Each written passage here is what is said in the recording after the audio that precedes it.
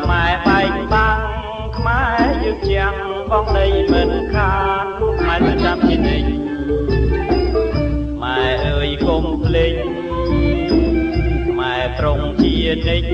ជានិច្ចកុំឲ្យព្រួយបានក៏ល្បិចសត្វត្រូវបោកមកយើងចាស់រួបប្រមាណកុំជឿសត្វត្រូវថាស្រឡាញ់យើងដោយស្មោះស្ម័គ្រណាបងប្អូនស្រីម៉ែត្រូវមានថ្មីម៉ែចង់ស្មារតីរួមសាមគ្គីម៉ែអើយក្រោមឡើងយើងរួមយើងគួរដៃគ្នាយើងគួរដៃគ្នាម៉ែអើយក្រោមឡើងយើងតែនាំតែកម្មមួយ